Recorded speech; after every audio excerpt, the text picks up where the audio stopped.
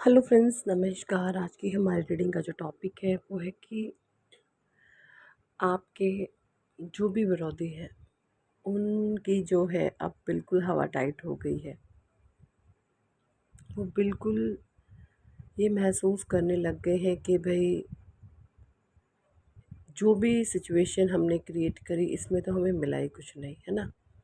तो बात करते हैं सबसे पहले कार्ड्स की। मैंने ओशो ज़ेन टैरो से 3 कार्ड्स लिए हैं और 3 कार्ड्स हमने साईं बाबा डेक से लिए। तो आपका फर्स्ट कार्ड है राइपनेस, नेक्स्ट है ब्रेक थ्रू एंड तीसरा कार्ड है आपका माइंड। तो जो राइपनेस का कार्ड है ये है नंबर 9 की एनर्जी, ठीक है। तो यहाँ पर ये जो राइपनेस का कार्ड है वो ये बता रहा है कि जो भी आपने अपने सत्कर्म किए थे, अपने अच्छे कर्मास किए थे, कहते हैं ना अच्छे कर्मों का फल मिलता है, अच्छे कर्मों का फल मिलता है। तो यहाँ पर आपके साथ कुछ अब वही चीज़ हो रही है कि जो आपने पास्ट में जो भी गुड कर्मास करे थे, जो अच्छे कर्मास किए थे, उन अच्छे कर्मों का आपको फल मिलना शुरू हो चुका है। राइपनेस का कार्ड है, आपके जो फल थे, जो फ्रूट्स थे वो पक चुके हैं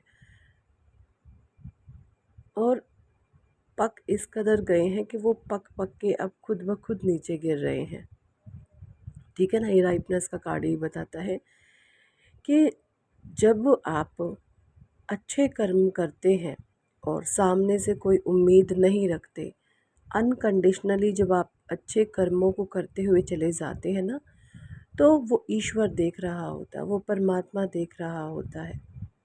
किसी भी काम के पीछे कोई सेल्फिशनेस ना दिखाना, कोई स्वार्थ ना दिखाना। लोग भले ही आपको बुरा भला आपको टैग कर सकते हैं, आपको कुछ भी बोल सकते हैं कि इसको क्या लालच है, क्या है ये, बट जब और वो शब्द सुन के उन लोगों के या आपके विरोधियों के आपको तकलीफ़ भी बहुत होती है। लेकिन यहाँ पर राइपनेस का कार्ड बताता है कि वही आपके जो गुड कर्मास पास्ट में रहे हैं, जो अनकंडीशनल आपने किए हैं, बिना किसी स्वार्थ के आपने किए हैं, उन निस्वार्थ भाव के जो पवित्र कर्म थे आपके, उनका फल पक चुका है। राइपनेस आप ये महसूस भी करते हैं राइट नाउ।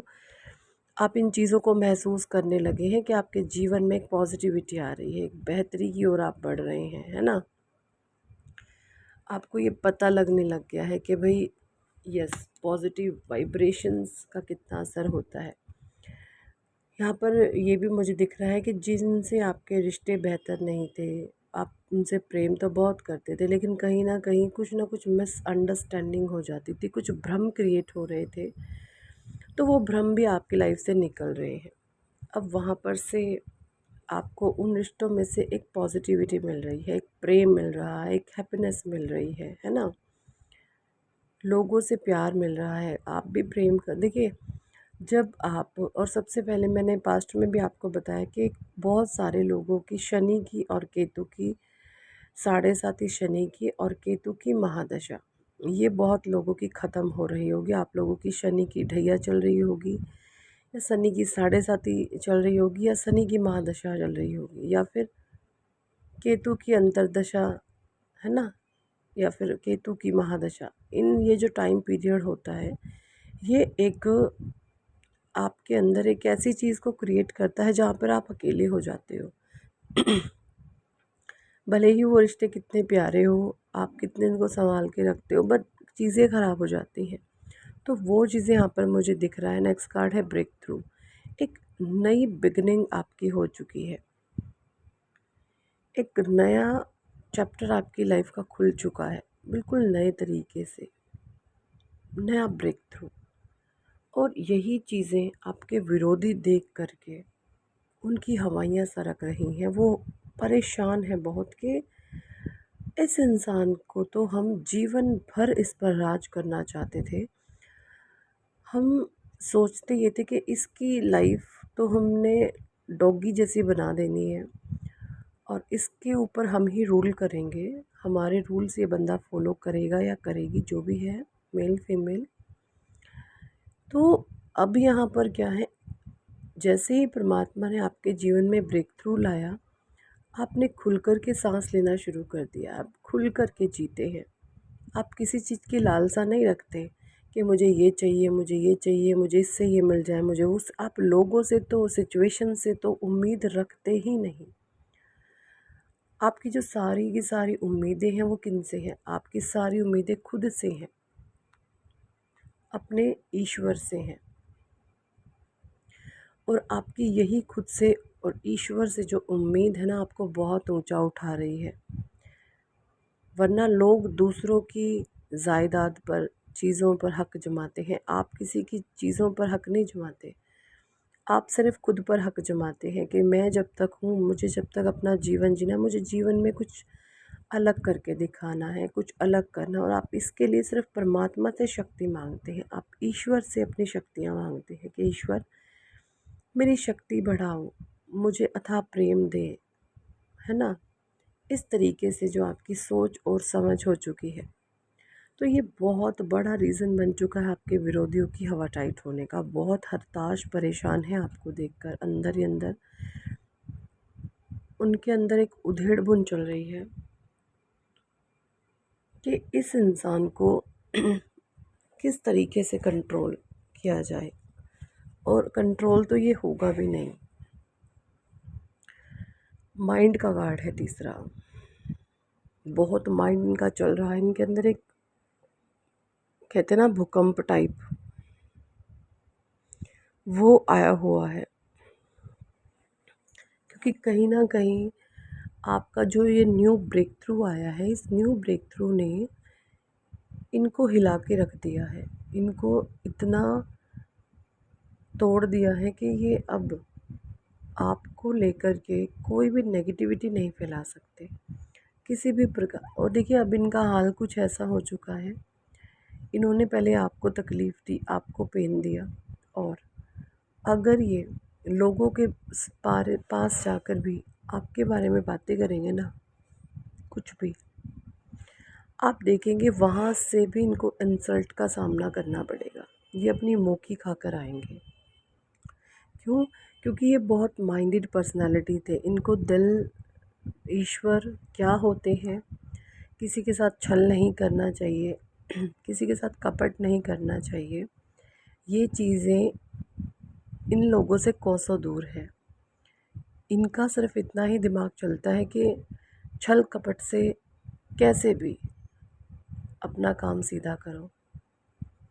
इनको ना, कहते हैं ना, सीधी घी से सॉरी, उंगली को सीधा तो इन्होंने कभी किया ही नहीं। इन्होंने हमेशा टेढ़ी उंगली से ही घी निकाला है। ये इस तरीके के लोग हैं।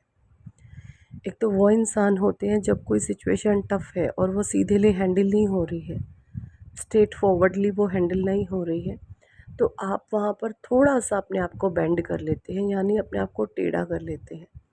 बट ये जो लोग हैं, ये बहुत उलझे हुए और टोटली बेंड है।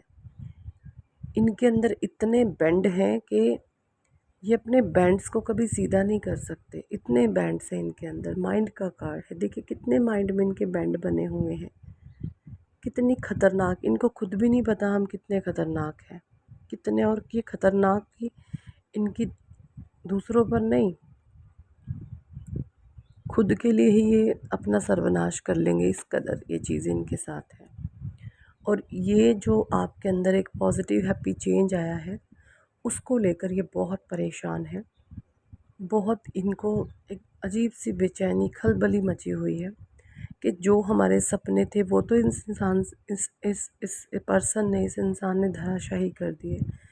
अब यहाँ पर अपना टाइम वेस्ट करने का कोई भी फ़ायदा नहीं बनता, तो हमें इधर से निकल जाना चाहिए, यही हमारी बेहतरी है। मुझे यहाँ पर ये भी लगता है कि कुछ लोगों ने तो, जो भी आपके गैंगस्टर्स हैं, उनके पास्ट में कुछ सपने रहे होंगे। अब उन्होंने आपके ऊपर राज करने की वजह से उन सपनों को भी तोड़ दिया था। अब उनके वो सपने दोबारा से जागृत हो चुके हैं, ये मुझे यहाँ पर दिख रहा है। नेक्स्ट कार्ड है मौन। मौन की परिभाषा सीखिए, हज़ारों शब्दों से भी ज़्यादा वो कारगर है। बिल्कुल, आपने कहीं ना कहीं पास्ट में यही करा। जो गलत लोग आपके साथ जुड़े, पहले क्या करते थे, वो आपको बोल चाल में फंसाते थे, कुछ ना कुछ ऐसा कह देना जिससे आपको तकलीफ़ हो, क्योंकि ये आपका स्वभाव जान चुके थे कि ये इंसान रिएक्ट करता है और ये कुछ भी बोलते थे आप रिएक्ट कर देते थे। तो कहीं न कहीं जब परमात्मा ने आपको समझ दी कि ये तो करेंगी जानबूझ के ऐसा आपको परेशान, लेकिन आपने नहीं होना, तो ये कुछ भी भौंकते थे तो आप मौन हो जाते थे। तो ये जो मौन की पावर है, आप ज़ुबान से ही मौन नहीं, आप मन से भी मौन हुए हैं। इसने भी आपके वाइब्रेशन को बदला, बॉडी के वाइब्रेशन को बदला और एक बहुत बेहतरी की तरफ आपके जीवन को जाने में आपकी हेल्प की। और यही सब चीज़ें देख देख कर आपके विरोधी बहुत परेशान हैं, आपको स्टॉक भी बहुत करते हैं। सोशल मीडिया हैंडल्स को आपके बहुत फॉलो करते हैं ये लोग। नेक्स्ट है आपके भय तथा चिंता से भी मजबूत आपकी आस्था है। बिल्कुल, जो आपका ईश्वर में अटूट विश्वास है, इससे भी ये जानते हैं कि इंसान तो भाई अलग है, हम कुछ और हैं, ये कुछ और है ना। तो यही थी इस टॉपिक पर आज की रीडिंग। कितने लोगों के साथ रेजोनेट हुई है कमेंट सेक्शन में ज़रूर बताएं। पर्सनल रीडिंग के लिए आप व्हाट्सएप पर हमें ज्वाइन कर सकते हैं और पर्सनल रीडिंग के लिए अप्रोच कर सकते हैं। Thank for watching and listening my videos. Love you all, bye.